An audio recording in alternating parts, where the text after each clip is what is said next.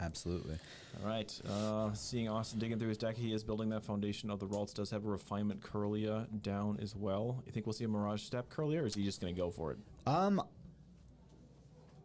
So I haven't been able to see his hand. We do see that Manaphy come down.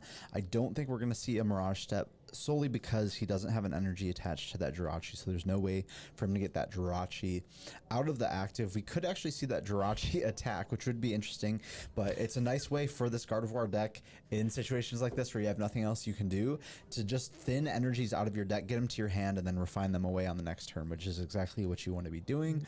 Not the ideal play, obviously, but better than just passing, I guess. Lost Box known for taking a second to set up. Gardevoir known for taking a second to set up.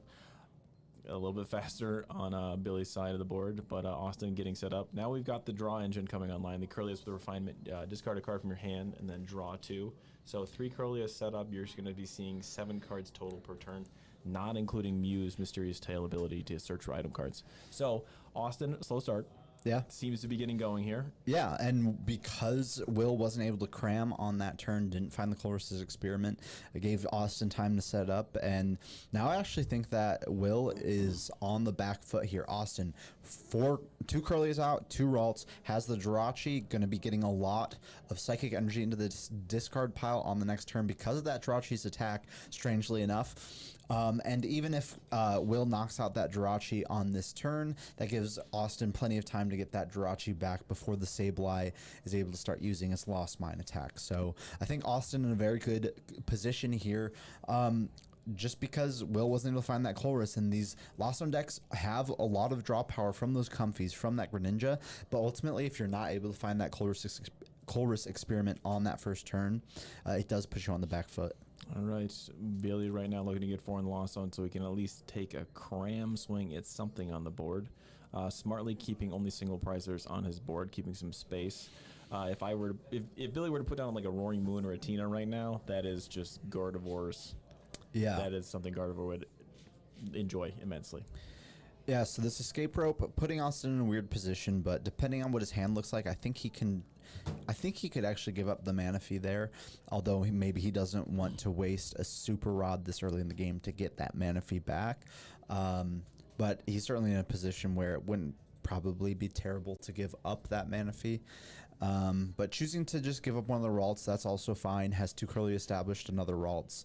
And he can probably get something like the Scream Tail down as an attacker next turn, so that he doesn't give up one of these Curlia pieces as the attacker in the active position. But it looks like we're getting another escape rope here, so Austin choosing to just switch 1 Ralts for the other, happy to save that Jirachi on his bench. Already has energy attached, so it's a good pivot card into whatever Austin chooses to attack with on his next turn.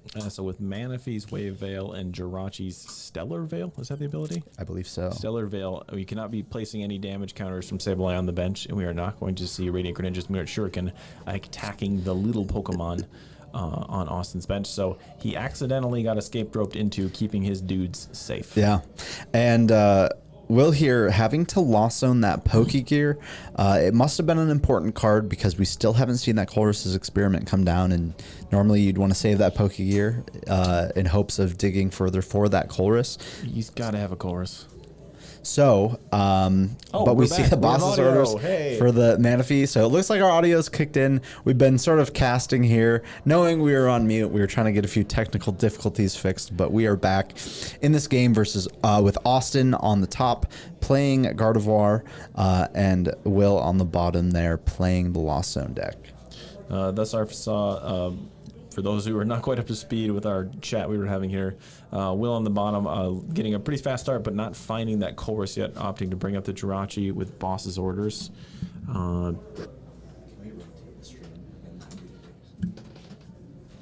now we're going to see the stream rotate. Everyone brace.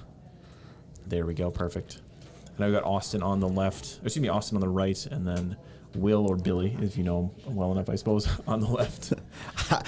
He never told me he went by Billy. He calls me, he's like, hey, I'm going to beat you, call me Billy. But apparently you beat him enough. So he tells me to call him Sir William. Yeah. All right, Austin opting to get that Gardevoir EX, the entire functioning engine that makes the Gardevoir deck work. Psychic Embrace allowing you to attach energy from your discard pile to your Psychic Pokemon in any way you would like, but you got to put 2 damage counters on them for each energy you attach. You see that Rare Candy promoting to the Gardevoir EX.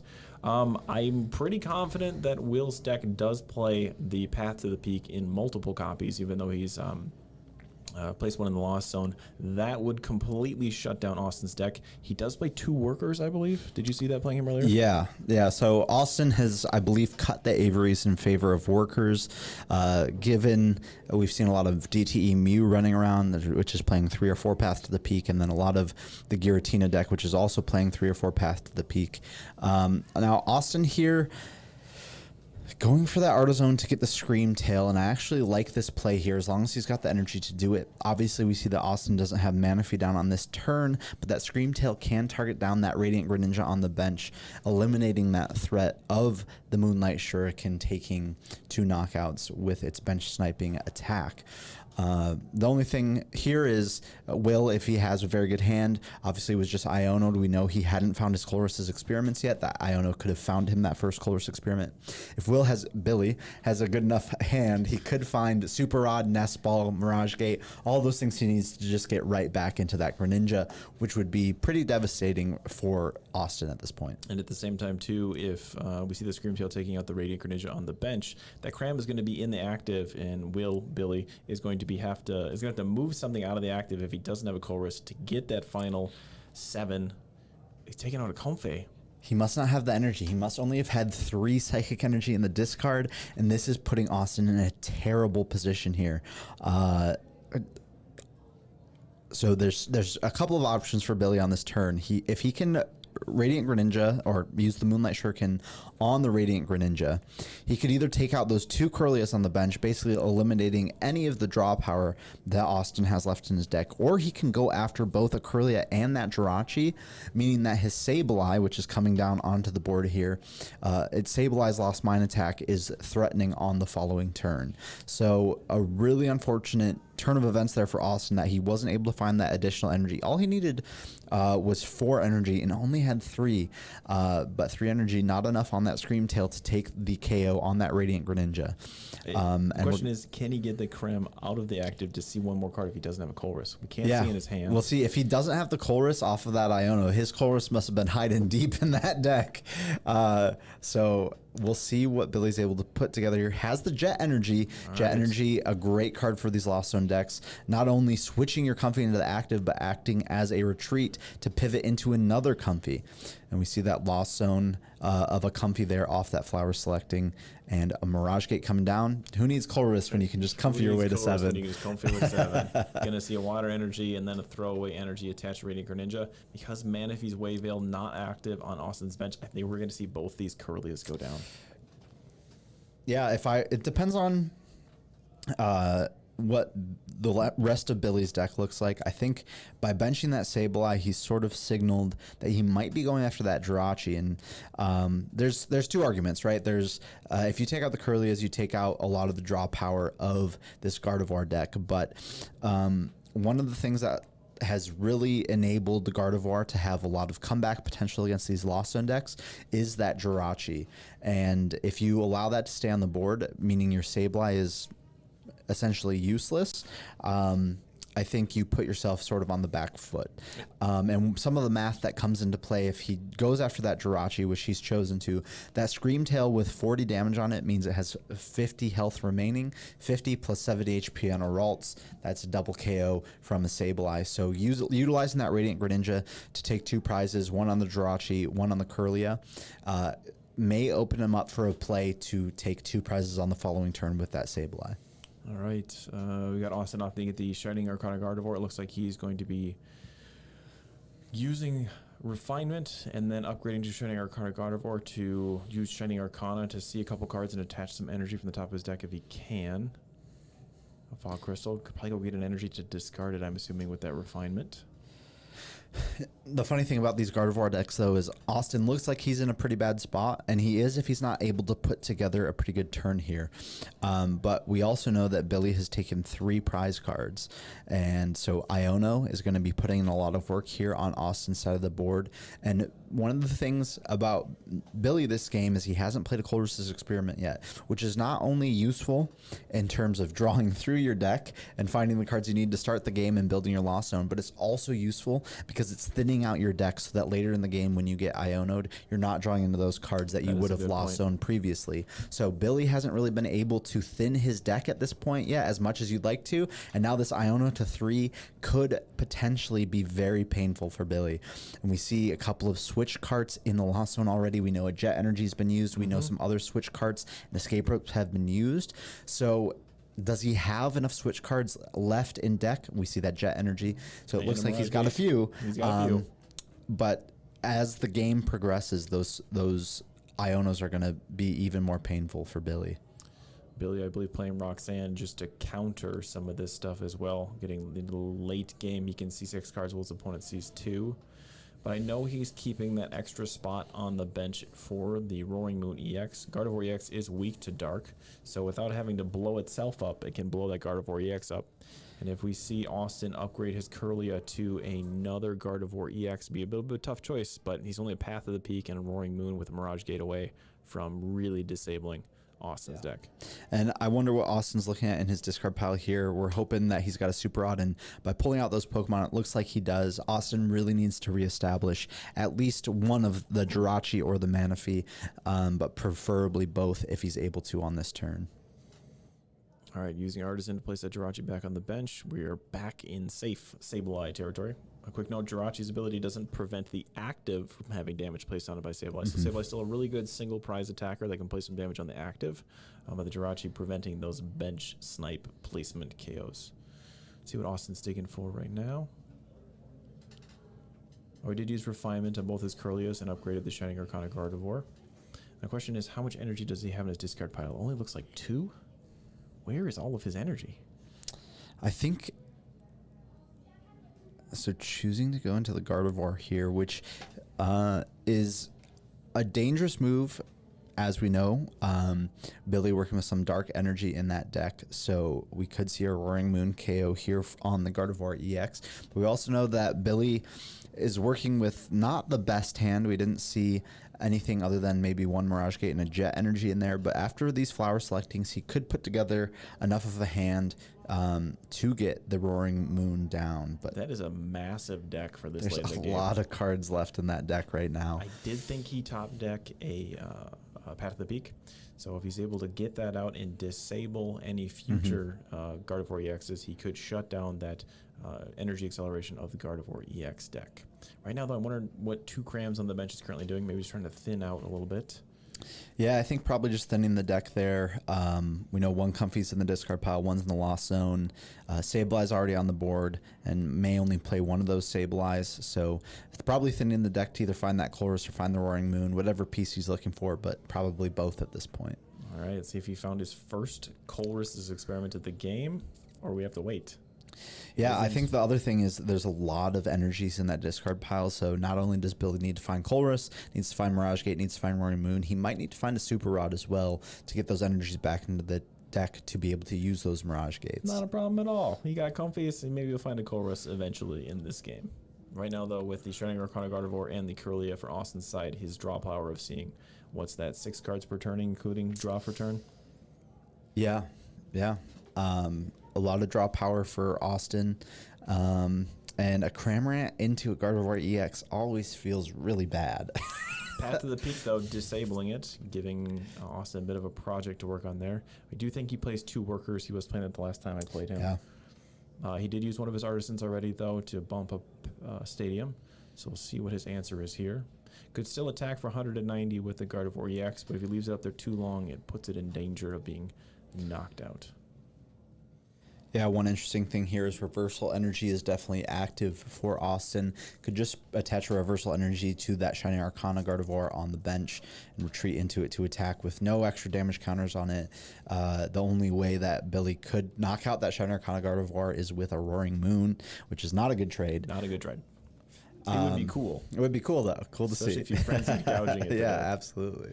All right. But we'll see what Austin's able to put together here. I imagine he either wants to get another Ralts down or get that Manaphy down to protect against the potential of Billy recycling that Greninja. We see Ultra Ball being played, so curious to see. It looks like that's the Mirage Step Curlia being discarded and a Fog Crystal. So Austin must know that there's no energy in deck, otherwise I assume he would have played that Fog Crystal to thin in energy and discard that with the Ultra Ball. Opting to prevent the bench damage, though, if the Radiant Greninja does get recycled. I would think, though, that, like you said previously, we would need to see a Super Raj, a Mirage Gate, some way to get the Radiant Greninja out of the deck onto the bench. That is a lot to ask. And There's the worker to get rid of that path to peak. And what we have to note here is, despite how much Billy has been able to dig through his deck and the prize cards he's taken and the Ionos he's taken, still no Colress. No, there's got to be like 3 in the prize cards. I've seen one swipe by when he's been looking through his deck. All right, going to be opting to use Screamtail, probably to take out the Sableye to reduce the threat. Oh, he's got Jirachi, so why bother, I suppose? Yeah, I think he just doesn't want to give up a Gardevoir piece, essentially. He wants to keep those on board to be able to draw more cards, so attacking with the Screamtail makes sense here, although I think if he could have put himself in a position to find that reversal energy and attach it to that Shine Arcana Gardevoir, that might have been better. Force a 2-prizer out to take the KO. But we'll see what Billy's able to put together here. No Iono on that turn. The worker was used to discard that path to the peak. So Billy working with a little bit larger hand than he did last turn. But not playing super fast here, which says to me, no Colress still. Colress typically in Lost Box gets slapped down immediately. And I see a Cramomatic for 110 damage taking out the Screamtail. Brilliant move on Austin's side. This is a fairly common Gardevoir move. You keep the Curlia as a Curlia, so you have options later if you need to evolve it or if you need to see cards, and sometimes you can do both. Yeah, really strange decision there. I wonder if Billy's hoping to keep his hand. He has the Pokegear in hand, and if I haven't seen a Colress all game, I am playing that thing down to try to find a Colress at some point. But maybe Billy saying, okay, still no Colress in hand, they're all in deck, so if I get Iono'd to 2 here, that's higher odds of seeing a Colress. But I also think that Billy needs to put something together to respond to these higher HP Pokemon that Austin is going to start attacking with now, because Billy at 2 prize cards remaining, I think Austin at 3 prize cards remaining. This Iono going to take Billy down to 2 prize cards remaining, and he's going to need a Roaring Moon to take a KO on the Shine Arcana Gardevoir. Let's hope they seize that first Colress of the game on, what's this, turn 10? Something like that. Pretty crazy. And it's not. It's a Jet Energy and a Mirage Gate, though. So Jet Energy going to be able to utilize more Comfies on the following turn, and that Mirage Gate, if he's able to pull something together, is certainly another useful card to have. Right now, Austin's Shining Arcana Gardevoir doing 60 plus 30 plus 30. So enough to take the, not quite enough to take the knockout on the Cram right now. See what Austin is putting together. Oh, we're going to bring something else up. Yeah, bringing up that Sableye, it looks like Austin is going to have to use Gardevoir EX's ability to attach 1 energy to this Gardevoir this turn. So putting 20 damage, 2 damage counters on it means that that Sableye would be able to knock out the Gardevoir. And so Austin saying, I want you to have to use that. Oh. Here's Cresselia. Well, I guess we're going with the Cresselia. Cresselia is another way to do it, and Austin playing this very well. One of the things that's tough about the Gardevoir deck is you don't really want to be attacking with the Gardevoir pieces when you don't have to, because you want to save them on your bench as additional draw power. So whenever you can take a KO with a Pokemon that's not Gardevoir, you're feeling pretty good about that. And we see that Cresselia taking out the Comfy. An interesting decision to some, leaving that Sableye active, but what Austin is saying is, I want to limit your draw power. I don't care if you Sableye this Cresselia for the knockout on the Cresselia, then I will Iono you to 1. You only have 1 Comfy left. Your Sableye can't do anything to my bench.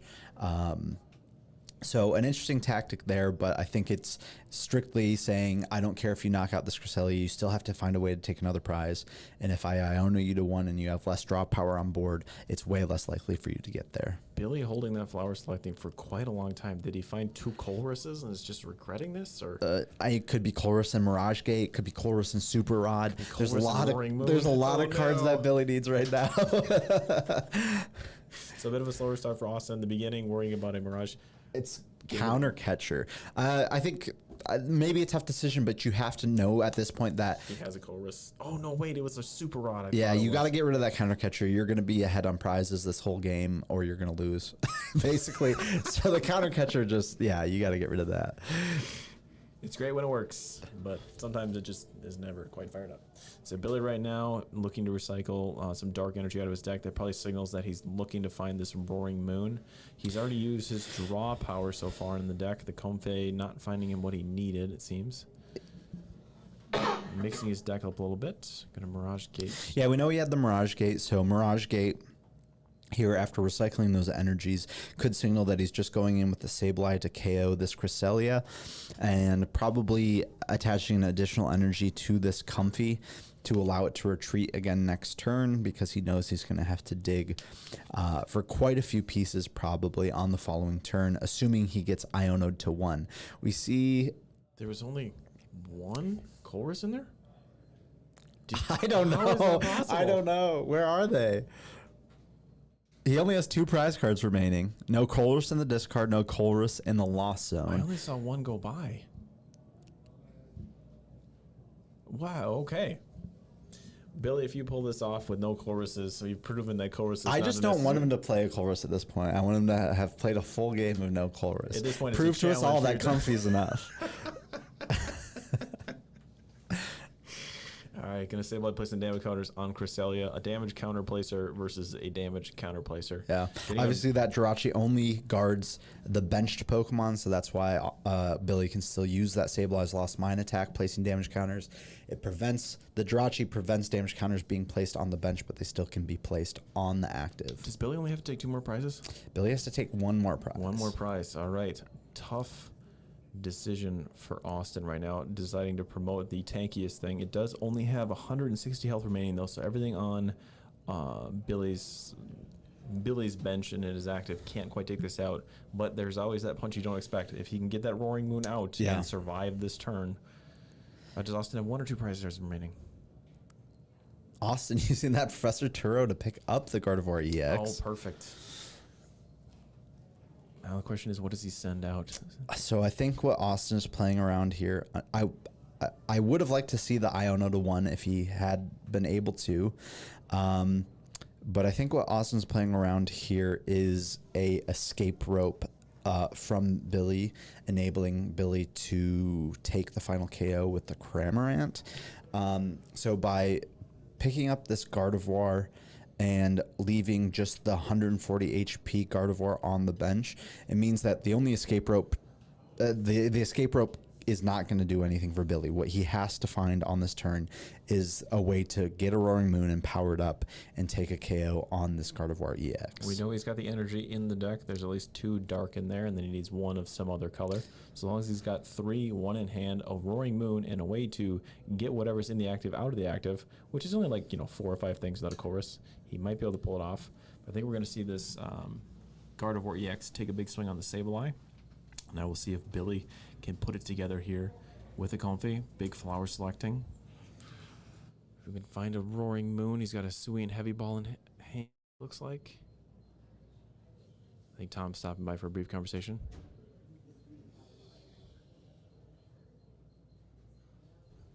Not only is Tom a judge, an expert commentator, and an awesome Pokemon player, he's also pretty quick at getting next door and back.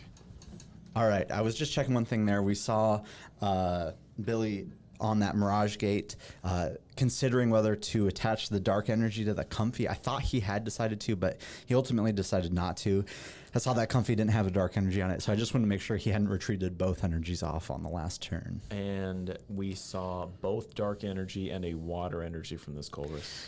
Well, that's what happens when you super rod him back.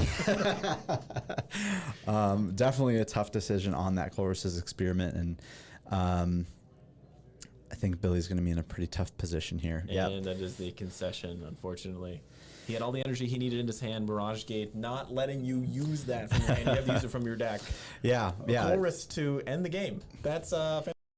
Yeah, so I think we saw a great matchup there. I think we saw what how powerful Jirachi is for those Gardevoir decks against these Lost Zone decks, which were kind of the bane of Gardevoir's existence until the Paradox Rift format. Yeah, they did nerf Lost Box with that Stellar Veil pretty heavily. Yeah. And anyone who plays Lost Box must be a total OG. Yeah, I mean, there's a few counters that Lost Box can do to get around that. We see some Giratina decks playing the Avery supporter, forcing the Gardevoir deck to decide whether to keep Manaphy or Jirachi, or have to discard several Kirlias, which is also bad. Whatever they discard off of Avery, you're happy with, essentially, as the Lost Box player. If they get rid of Manaphy, you go, well, I don't need to Sableye now. I just Greninja. If they get rid of the Jirachi, you go, okay, I'll Sableye now. And there's a lot of different ways that you can get around it, but it certainly makes that matchup a lot more in Guardy's favor. And I'm sure the Gardevoir players are pretty happy about that. Austin later in the game playing the worker just removed that path of the peak so they could kind of get that energy acceleration back online. So well played game by Austin. Yeah, absolutely. We were a little concerned there in the beginning that it was going to be a pretty short game, but actually a really great game played by both players. Yeah, we thought it was a slow start for Austin. Billy playing that very well. I would be livid if I was a Lost Box player and I didn't see Colress until about turn 8. Wow. Yeah, absolutely ridiculous. And you don't have Colress in hand, and then they Iono you, and you go, well, I have to get Colress off this Iono.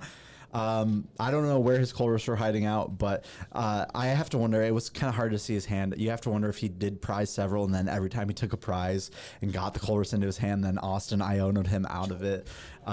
Very difficult, but well played by Billy. That's a tough position to be in when you're trying to play these Lost Zone decks and you never find the supporters that really fuel your engine. Indeed. You know Austin's deck well. Be right back with a winner's interview. Absolutely. All right, stick around, heroes. We'll be back with some banter after we have Tom interviewing Austin. We'll be right back.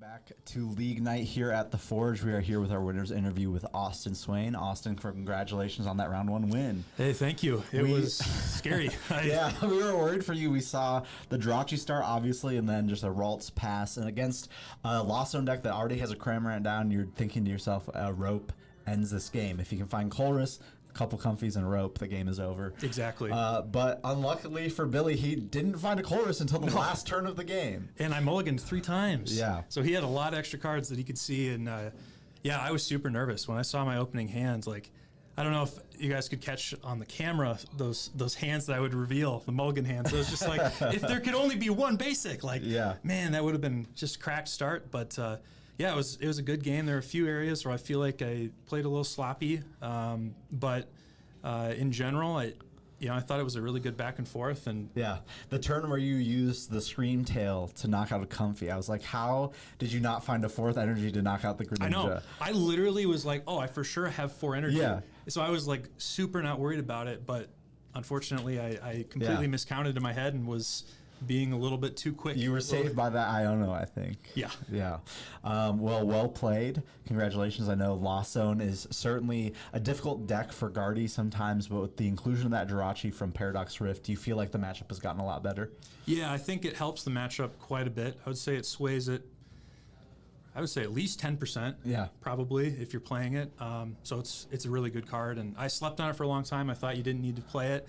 I'm starting to come around, and I think it's a really good card, not just for Lost Zone too. Well, yeah, it was fun to watch you play that deck. I know you've been playing Gardevoir for a while. One of the questions I have for you is, we're getting close to rotation, and Gardevoir is losing a lot of pieces. Obviously, we haven't seen all of the new cards revealed from the new sets, but how do you feel like Gardevoir is going to hold up in the post-rotation meta, and how do you feel like it's going to change? Yeah, I think it's still going to be a playable deck. I don't think it's necessarily going to be sitting amongst sort of the top of the tiers like it has been for a while.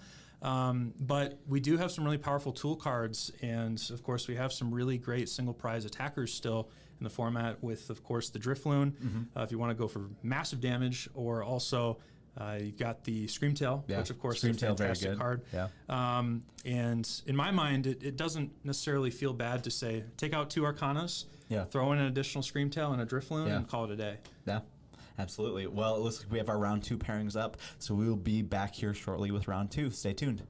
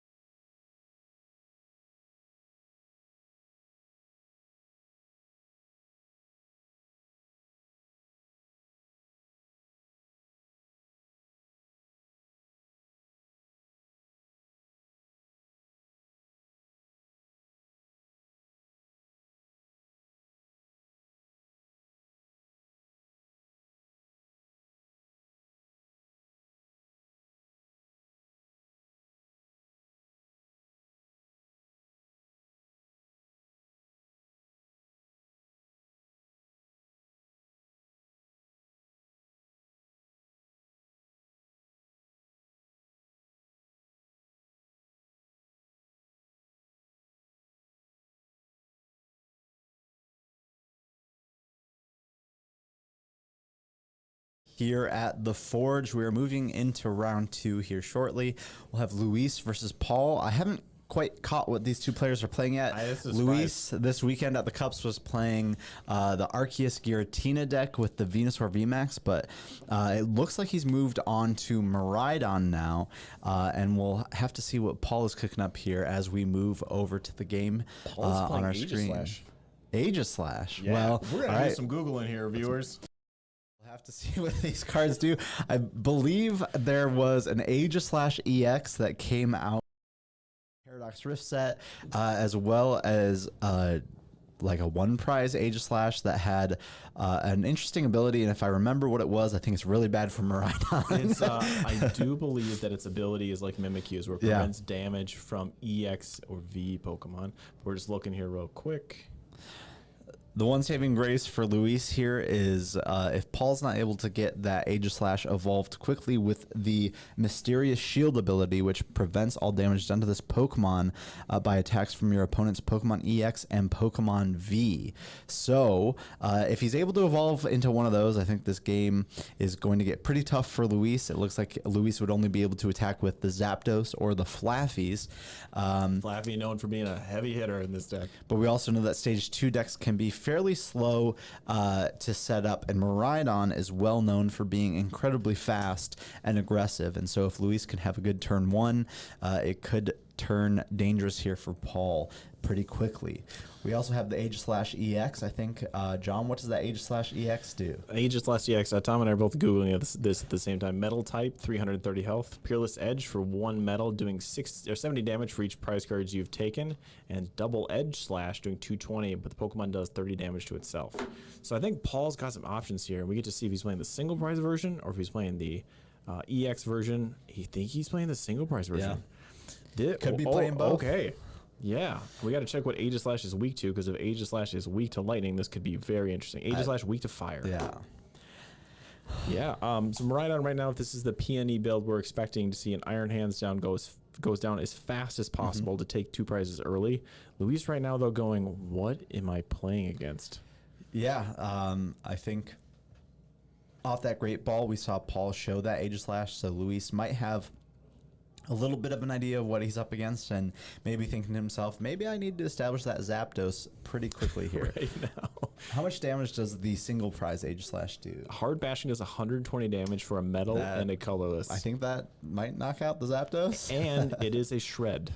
Yeah, so an interesting position here for Luis.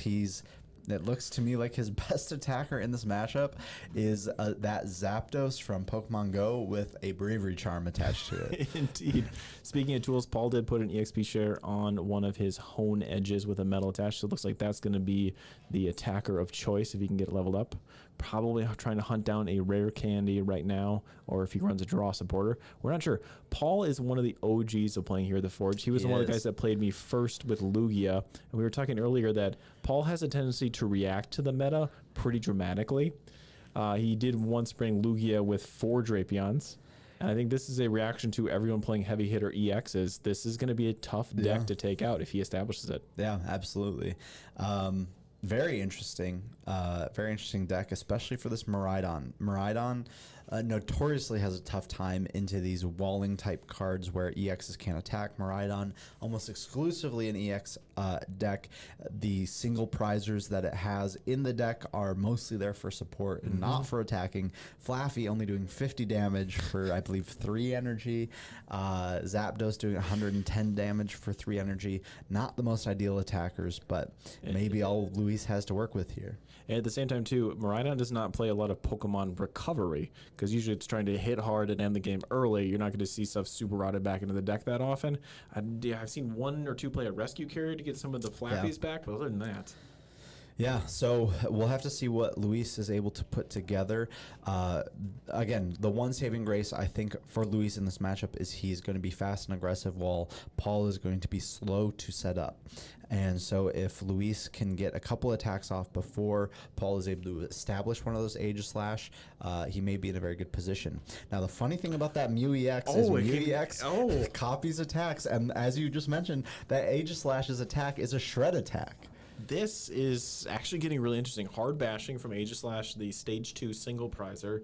Hard Bashing does 120 damage. It is attacking a 150 damage Pokemon if he copies it, but because it's a shred attack, it's just going to ignore that EX Pokemon V shield, Mysterious Shield ability. So I'm So I'm known for playing weird decks here at the Yeah. Forge. I'm actually really liking this Aegis deck if it is what we think it is. Yeah, yeah. But the funny thing is, it looks like Luis might have enough counters to pull this out as long as he's able to get enough energy attached off those electric generators. The electric generator not able to attach to the Mew, but you could just manually attach. Manually attach, use the flaffies, all that sort of stuff. And we see a switch out of that Miraidon into the Mew EX. Obviously, the Mew EX, a great pivot card with free retreat, great ability for drawing extra cards later in the game, and a great attack for certain matchups. Yes, just like this one. Sometimes that genome hacking attack for 3 colorless is just exactly what you need to absolutely ruin your opponent's day. Luis, unfortunately, though, not a hand with any supporters or electric generators in it, and forced to just pass the turn after attaching to that Raikou V.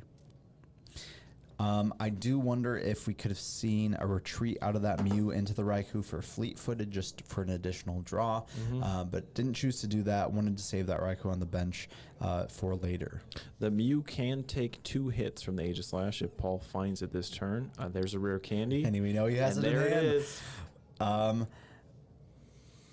This could be interesting. I will say I'm a little bit on my Pass heels of right the now. turn, back over to Luis, though. We'll see what happens. So Luis able to get that Flaffy if he can get some lightning energy into the discard pile. Gonna have a good turn, I believe, here to at least attack with that Raikou V.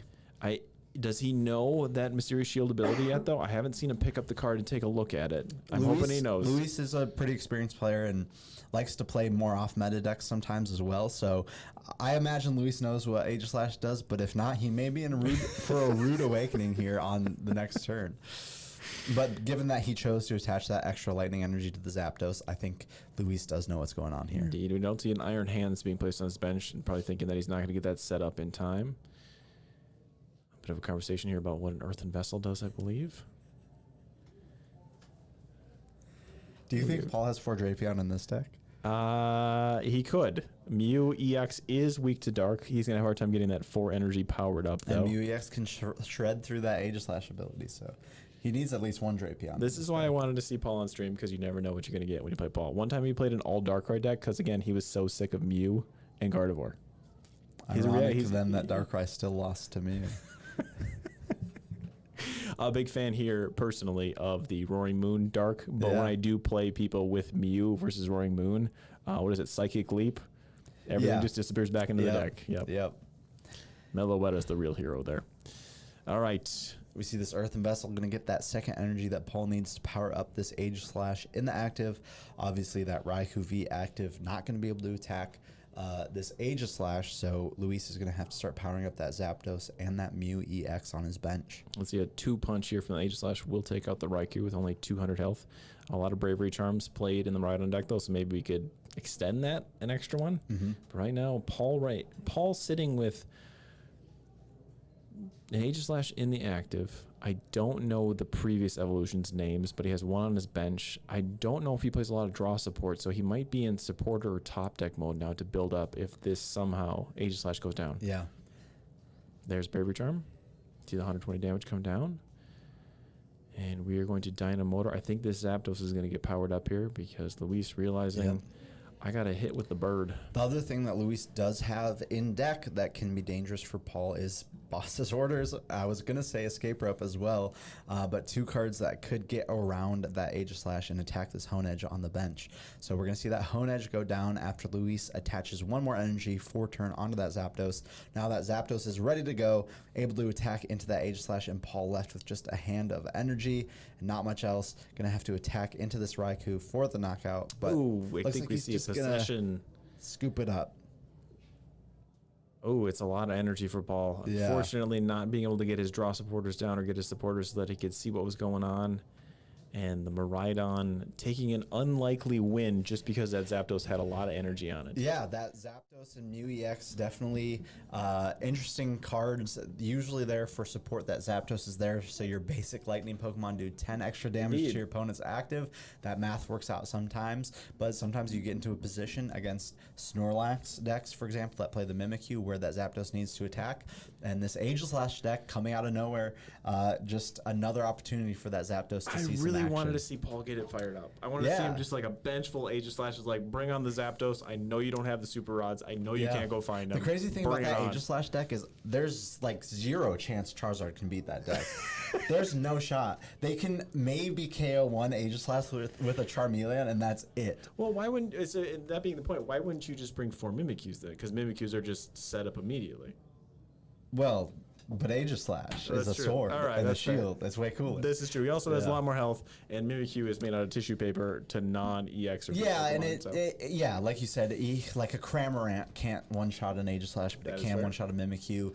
The Aegislash does a little bit more damage and has the shred attack that the Mimikyu doesn't have. So there's some merit to it, but I don't think we'll see that Aegislash see a lot of play normally in the standard format, but definitely a strong ability and I don't know, man. very interesting. Very Aegis- interesting. John is about to be coming back with an Aegislash I might deck, bring and an I can't wait to see it. Aegislash next week. Well, it is very cool now that we have these EXs evolving from non-EX Pokemon and that sort of thing that you can see a stage 2 deck if Aegislash EX has some merit to it. You can see a deck where you say Aegislash EX is good and it has a good non-EX Pokemon where that would basically win the Charizard matchup for you. Indeed. And so maybe there's a deck there where you can utilize both the EX and the non-EX of a Pokemon. At the same time, too, we got Temporal Forces coming out in Yeah. a couple of months. You never know what cards are going to be released. There's supporters and what have you that make it all of a sudden Yep. everyone's playing Lost Box Aegislash. Yeah, because who it's so good knows? again. So Who all knows? it takes is that one guy Yeah. that shows up with that deck Well, at the right time. We have the Matang coming out in the following set where it can look at the top 4 cards of your deck and attach any metal energies you find there. So it's Magnezone, but slightly not as good, but a stage 1. Yes. Oh, perfect. Yeah. Yeah. Metal's so- coming back. Yeah, Metal could be coming back in a big way. We still have Dialga V-Star in the format. A lot of different things. The question will be, do we get enough ball search for evolution Pokemon? Do we get like an evolution instance reprint? That would make Matang, I think, very good. But that all remains to be seen in these future sets as they keep being revealed in Japan. But for now, I think we'll have a winner's interview with Luis and then be back to talk about maybe more Temporal Forces. Stick around. You got time to get snacks. We'll be right back.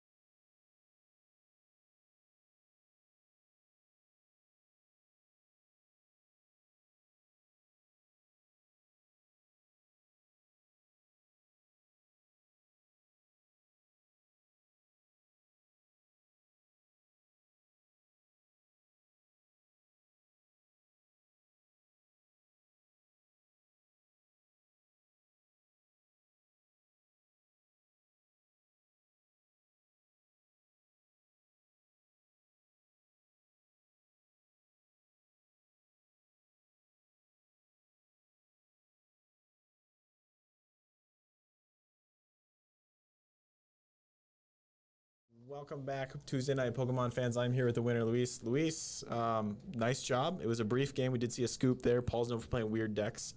But yeah, first question actually stems from that. You were sitting down. You're across from a deck. He puts down a sword, and maybe there's a shield in there as well. What were you thinking as a Miraidon player going into this deck? I have. Talking on the mic there. Oh yeah.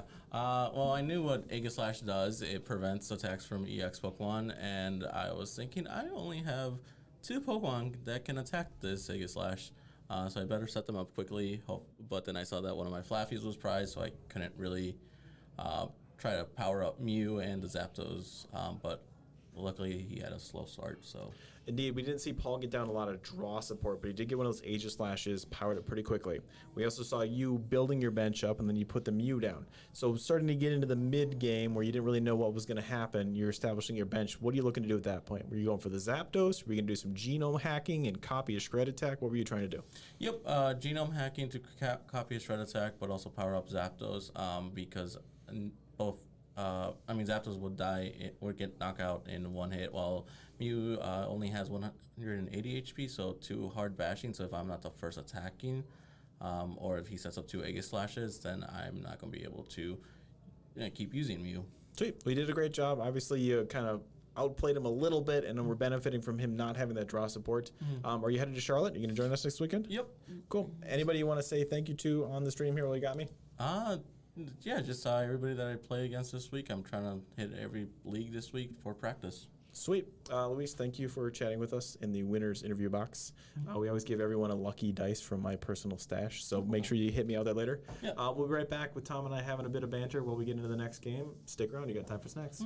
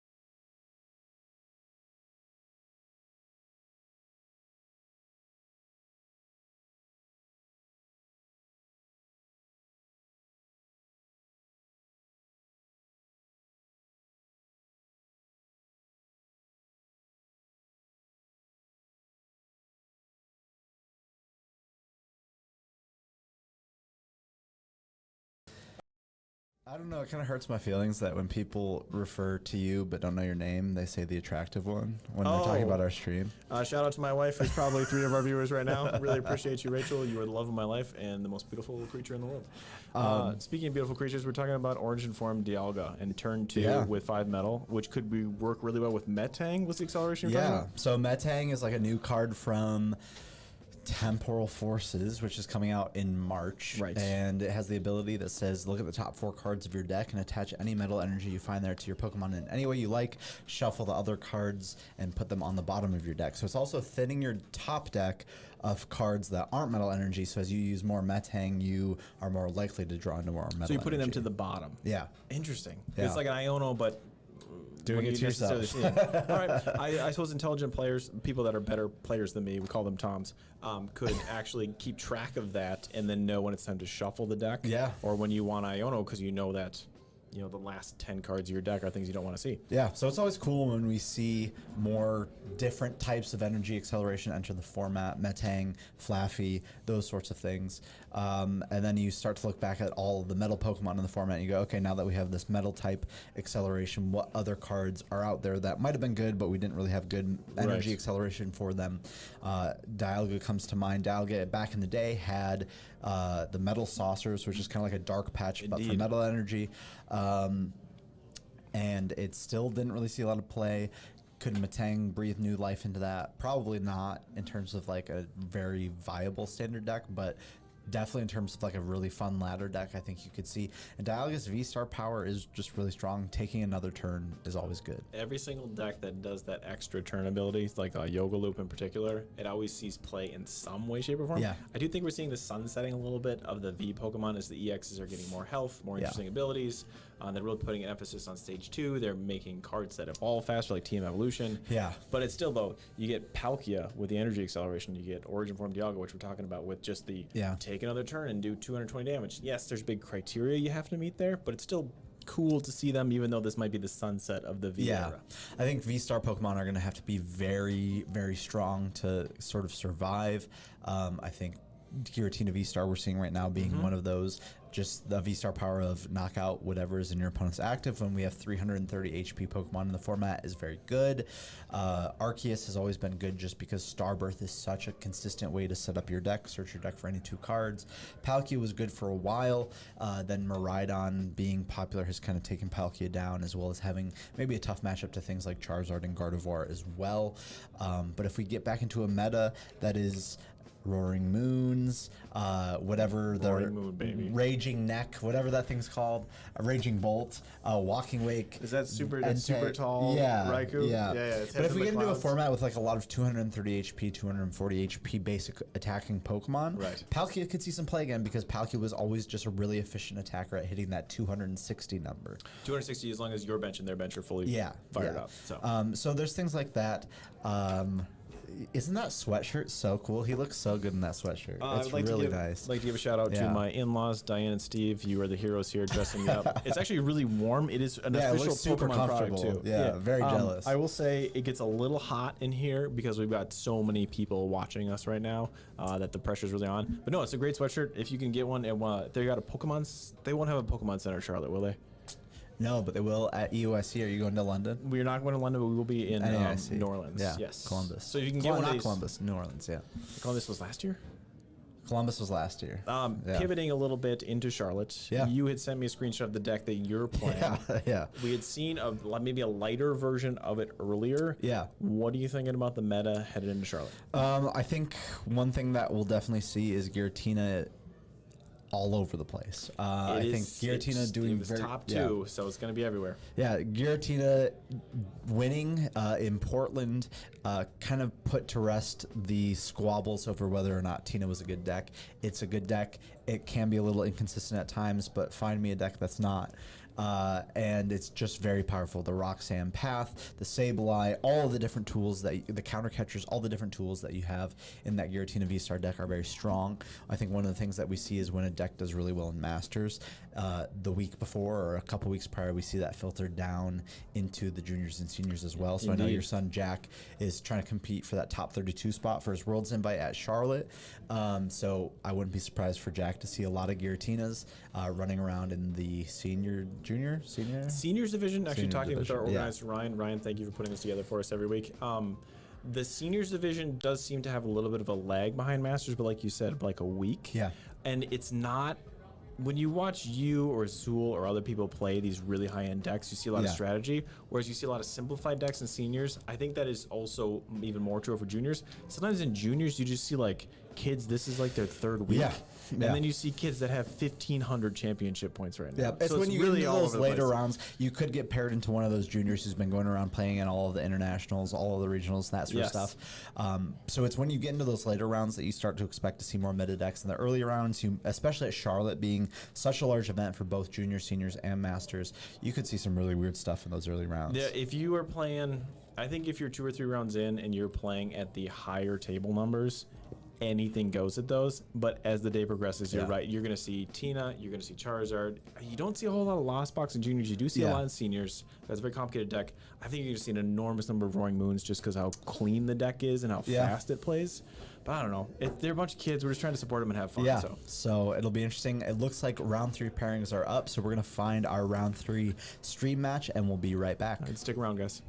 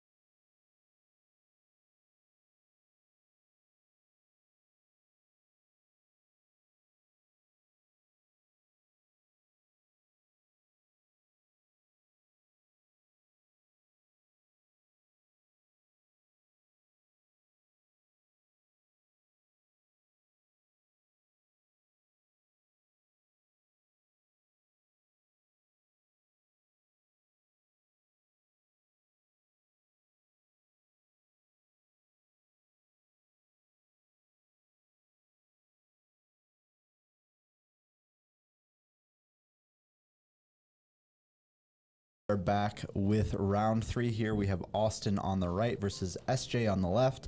SJ normally piloting that Miraidon deck. I believe that's what we're going to see again tonight. And we already saw Austin here round 1 with that Gardevoir deck. So Gardevoir, sort of a new nemesis for it in this format, is that Miraidon deck with Iron Hands. So if Guardy doesn't get set up really quickly, it can fall to Iron Hands taking 4 prizes, 2-2-2, which can be rough. So Austin is going to be looking to. Jay falters a little bit. Oh, are we live now? All right. Sorry, guys. We got a little bit of a false start there. We're Tom, back with round 3. We have SJ on the left playing what I believe is a Miraidon deck, and we have Austin from round 1 back again here on the right playing Gardevoir EX. Miraidon, sort of the nemesis of Guardy, I think, in this format. Guardy hoping to have a very quick start in this game to be able to have a response to any Iron Hand shenanigans that SJ might throw Austin's way. I think SJ's got a pretty good start. I did see a Battle VIP pass in hand. He is starting with a Raichu, it looks like. Oh, no. He's starting with a Flex Miraidon. I do believe he has Raichu in hand with the Battle VIP pass as well. Not a bad start for Austin as well, getting his base of Ralts down. I believe the only Pokemon Search card in hand for Austin, though, is an Ultra Ball, which is tough.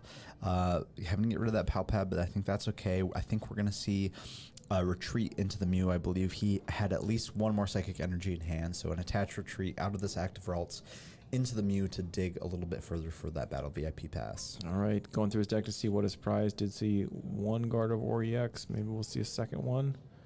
Is he going to go for the Radiant Greninja and try digging instead of mewing? We'll see. Could Austin, be. who we saw in the first stream of the night. If that Mew's prized, I guess that's the only route you really have available to you. Dig. Dig, Greninja, dig.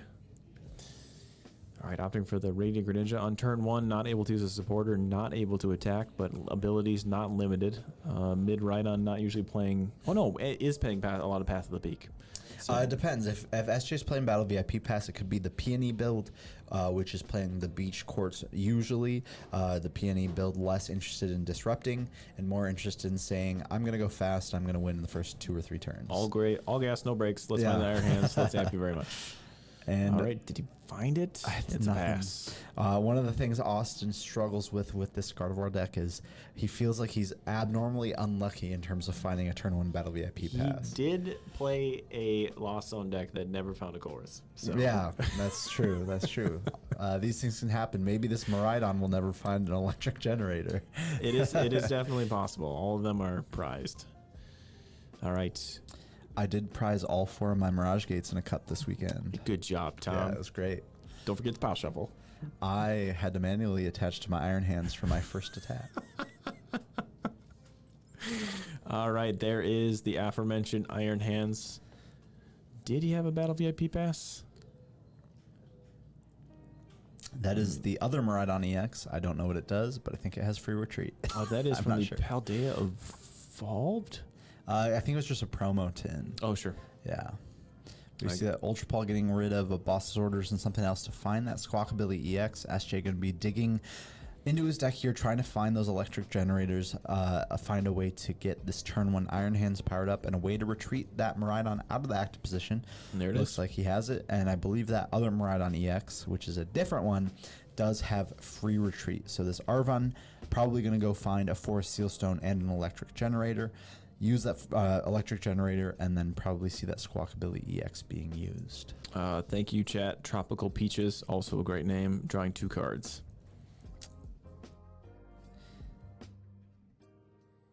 I see the Forest Sealstone getting attached to the Raichu. V allowing at this point it's just Iono insurance. Do you leave it on there, or do you I actually think go find he's another generator? probably going to find another generator with it after the Squawkabilly or Risk whatever it. he needs. Yeah. All right. Potentially getting 2 hits from the electric generator and then squawking and seizing to find more energy. Look at the top 5. Let's see if we can find any energy. 3, 4. There's 1. There's one at least. Okay. Not as heartbreaking as it could have been. You know, it feels so bad when you start on that electric generator and you dig through 4 and there's not energy and you're like, this last card better be an energy. And We it's did see not. that last week Yeah. where Sam playing Miraidon whiffed 2 of them, 2 which was electric unfortunate. Again, generators. going into a Gardevoir deck is you got to take these first 2 prizes. If it's on a Ralts, even better. The Radiant Greninja over on Austin's side of the board is weak to lightning, so you can just blow that draw support up as well. But right now we're seeing a deck shuffle from SJ. Going to be finding some use another electric generator. He found 1. At least 1, if not 2. Oh, I think that's the Squawkabilly. What was that? The Squawk and Yeah. Seize. Thank you. Squawk and Seize, discard your hand to draw 6 cards, so you can only use it on your first turn. All right, if he plays a Collapse Stadium, it's time to get rid of that Squawkabilly. Yeah, I love Squawkabilly's ability just to get you into the game, but it's a real liability on your bench later, especially against this Gardevoir deck with that Screamtail able to just snipe it for 160 and take 2 prizes. I do think that the Pokemon Company was engineered that card to have very low HP like Luminion. Can use the V-Star ability, go back into his deck and find whatever he wants. Probably an electric generator. I'm going to guess, yeah. Iron Hands does have another attack that does 160 damage for 3 energy. 2 And of he them could lightning. have, yeah, he could have an energy attachment in hand for turn. So if he can hit 2 off of this electric generator, that would be enough potentially. But we'll have to see what happens off of. Oh, it's a double turbo. energy. Okay, but we see a pass. This buys Austin a whole turn, which is really all Guardy needs. All Guardy needs is for them to whiff that turn 1 Iron Hands, and Guardy's still in the game.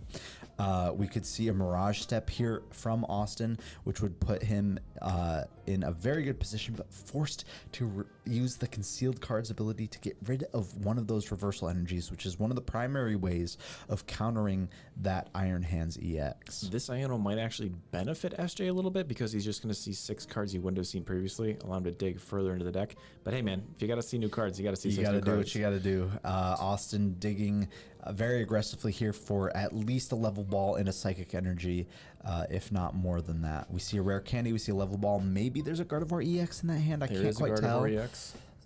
but Rare Candy Gardevoir EX here is very good. However, I think we're gonna have to see a Mirage Step if Austin wants to stay in this game. If that Mirage Step is prized, it looks like it's not. So it looks like one Kirlia might be prized or in hand, and the Mirage Step will. I would have liked to see a Rare Candy into that Gardevoir EX. Just to get the before Mirage Curlias Step. on the bench and have the Yeah, power. and in it the looks board. like that's what we're going to see. And then Mirage Step to get 2 Curlias out, putting Austin in pretty good position here. He's going to need to find a way to get more Psychic Energy into the discard pile and probably another Reversal Energy as well as the Shining Arcana Gardevoir EX on his next turn. A lot to ask for, but that's how he's going to have to counter this Iron Hands EX. And if SJ sinks, which he did, sinks a lot of his resources into powering up this Iron Hands, and Austin is able to get the response KO on it with just a single prizer, it does keep Austin in the game. All right, SJ using that Dynamotor Flaffy to take the energy out of the discard pile. We're going to see a Professor's Research, though. SJ's seen an enormous number of cards. I think he's agreeing with what you're saying, Tom, that he needs to develop the rest of his board right now, just so it's not Iron Hands goes down and then there's nothing left to do. All right, so this Iron Hand is powered up to 280 HP with that Bravery Charm, doing 100 damage with Thank you very much. But I think this Mirage Step Curlia is going to give up too. See a path to the there's the peak path. coming down. So this is not the peony build that we were talking about before, which usually plays the beach courts. This is more of that Judge Iono sort of style of Miraidon deck that does play the paths to the peak. Austin trying to decide what to send up here. Going to have to be this Gardevoir EX. I think he has to find a lot on this turn. He does have an Iono in hand, which can shrink the size of SJ's hand on the other side of the board and draw Austin up to 6. He's got the Radiant Greninja if he can find a Stadium Bump and the 2 Curlias to draw him some additional cards. But Austin's asking for a lot here. And this is one of those things that Guardy has at its disposal to stall against these Miraidon decks while it sets up, is counter catching that Flaffy. If your Miraidon opponent doesn't set up some energies on that Flaffy, they can Iono you to a low hand size and just stick that Flaffy in the active with 2 retreat costs, and there's not much you can do about it. Yep. So right now, Austin just buying himself some time. He does have the 2 Refinement Curlias on his bench, so he's going to see at least 4 more cards here. If he decides to upgrade 1 to Shining Arcana Gardevoir, he's going to see 3 more cards on top of that. Bumping Path to the Peak, though, so Psychic Embrace is doing its thing. Yeah. I think what Austin is probably going to be looking for here is that Scream Tail to at least set up some damage on that Iron Hands, if not to take 2 prizes on that Squawkabilly EX. All right. At the same time, too, Raichu on the bench is the big baseball bat swinger. If SJ can get more energy established on his bench, that Raichu can take 360 damage, no questions asked, by discarding that lightning energy. Let's focus on Austin right now. He's got his draw support down. We did see a bit of a slow start, but Austin seems to be the recovery king. Agreeing with you on the Scream Tail. Going to put some damage on that, get into the active, and probably smash something on the bench while SJ is struggling to remove that Dynamotor Flaffy from the active. That's a great stall strategy. It's a really great stall strategy. I think one of the things as a Miraidon player you always have to be thinking about in this Gardevoir matchup, obviously you're racing to get that Iron Hands powered up, but you do need to, as soon as you evolve that Flaffy, you need to find a way to get at least 1 energy attachment on there just to prepare for this instance, because I think that there's a high likelihood, depending on what SJ drew into off that Iono, that this Flaffy could be stuck. Obviously, these Miraidon decks do play a couple of switching cards, and we saw SJ play 1 double turbo energy. Maybe he plays another. That could be another way to get this Flaffy out of the active spot. Speaking of switching cards, he has used an escape rope. He discarded an escape rope and he got rid of a switch. So if he's playing 1 more of each, it might be a tough time to get this out of there without just manually attaching the energy.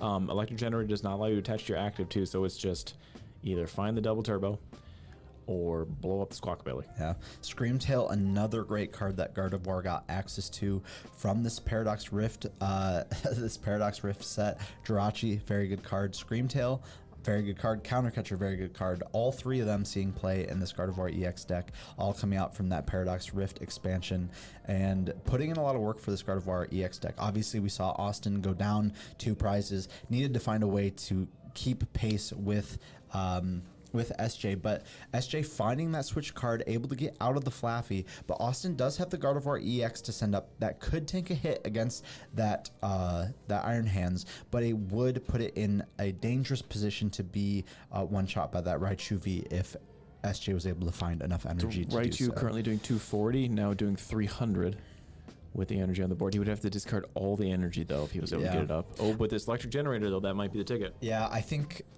Oh, he has damage on the... I forgot. Yeah, it's a tough decision, but I almost wish that Austin would have sent up that Gardevoir EX, forcing your opponent to get rid of all their energy to take 2 prizes rather than to just Iron Hands for 2 prizes. Indeed. I think is a much better strategy there.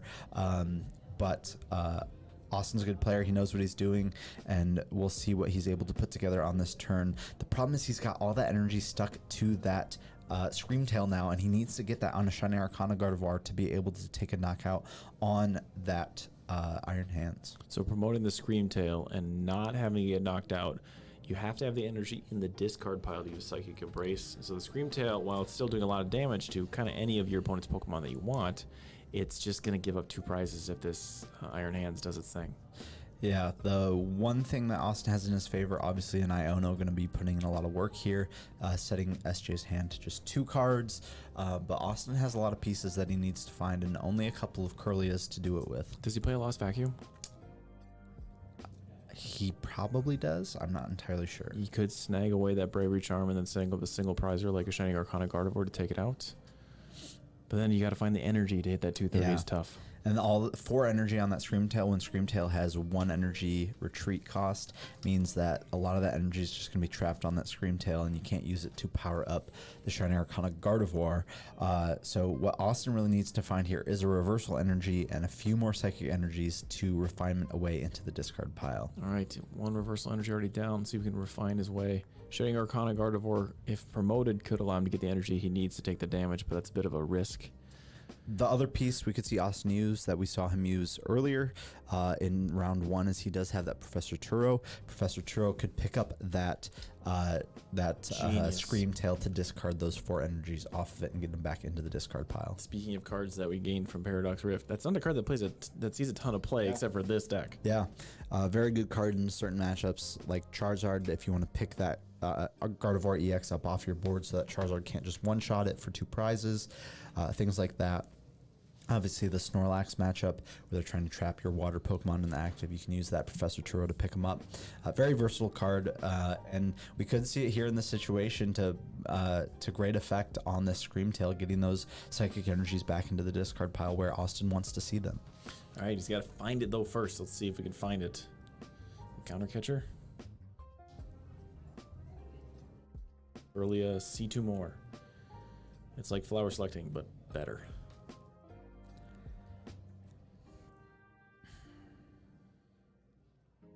Forgive the silence here, viewers. We are waiting with bated breath to see if you can Just find to the see what Professor Austin can Turos. draw into. Is that it? I don't know. I would have seen that slap down, I would think, pretty fast. There it is. Oh, He there it does is. have it. So this Iron Hands is going to be going down as long as Austin has the reversal energy as well, or the Lost Vacuum. But he can only attach 6 energy to this Shining Arcana Gardevoir with the Gardevoir EX's ability, which is not enough to KO this Iron Hands with the Bravery Charm. Austin either needs to have the Lost Vacuum or the reversal energy in hand as well. Do you play a Super Rod there? Gonna put some Pokemon resources back in the deck. Putting the Greninja back into the deck. Does have a full bench. Maybe contingency to dig further if he doesn't find what he needs. We are going to see these Roltzes probably get promoted into Curliers here too if he can find a level ball or some other way of getting more draw support on the bench. There it is, reversal energy. Going to see a bunch of attachments. I believe 5 energy is what's needed here on top of that reversal energy to take this KO on the Iron Hands. So and now 150 plus 90 plus 60. the only way that SJ can close out this game on his following turn is either with another Iron Hands getting powered up or Raichu with enough energy plus a boss's orders on that Gardevoir EX. So we'll see what SJ is able to put together on this turn. If he plays a second Iron Hands, he has the Miraidon on bench to use it. Gonna take a look at his own deck first by utilizing that Artisan on Austin's side of the board. He might be looking for that Zapdos to fix the math. He would need to find We need to see 5 energy.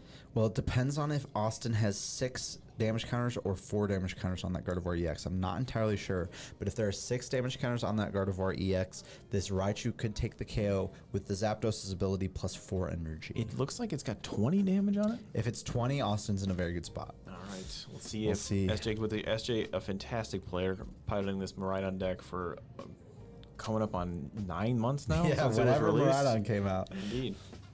Very experienced player. Let's see if he can find that energy. He does have the Dynamo to Flaffy. He can put some energy on his dudes. If he can find one more energy with an electric generator or in his hand. Here we go. 3, No energy. 4. He There's the found energy. one. I believe that was his last electric generator coming in Yeah, clutch. I think it was. So 5 energy on that Raichu means Raichu is doing 310 damage with the Zapdos, correct? That is just enough. So we have to see. SJ has the boss orders. He's playing pretty quickly, so he must have it already in hand. Counter catcher wouldn't work because they're tied. Rhydons don't play a lot of counter catchers either. See if you can find it. Poke Gear, boss something.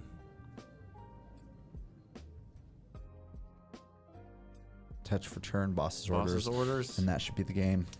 Polite fist bump. That was a great game. Yeah, well That was played back by and forth both the entire players. time. Yeah, I was nervous for Austin on that turn where we were just waiting with bated breath to see if he could find he the could find reversal the energy Turo. and the Professor Turo. He was able to get there, but the problem with playing that Professor Turo wasn't able to Iono SJ down to 2 cards remaining, and Iono could have won Austin the game there as well.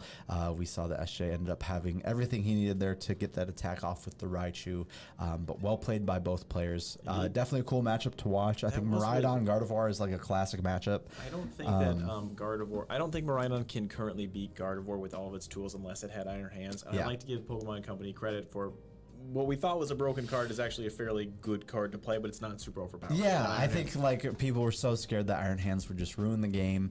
I actually think it's added some fun to the game. Gardevoir players probably aren't happy about it, but Lost Box players aren't stoked either. But yeah, I mean, I think it's fine. I think it's fine. It hasn't been overly broken. It's played in a couple of decks, but having to get 4 energy on it is a lot. It's a big ask. It's a big ask, and it uses up a lot of resources to do it. And yeah, I think it's been fine. Cool. I think we have time for one more winner's interview. I'd like to appreciate everyone who stuck around and watched us talking about Pokemon tonight. Tom and I do this for fun. Yeah. I mean, we're trying to be Pokemon famous, but how's it going? I don't know if it's worked yet, but we do have 3 viewers, so that's 2 more than normal. Good for you guys. It's usually just my wife. All right. Yeah. We'll be right back with the winner's interview. Stick around. You got time to get snacks, as I always say. We'll be right back.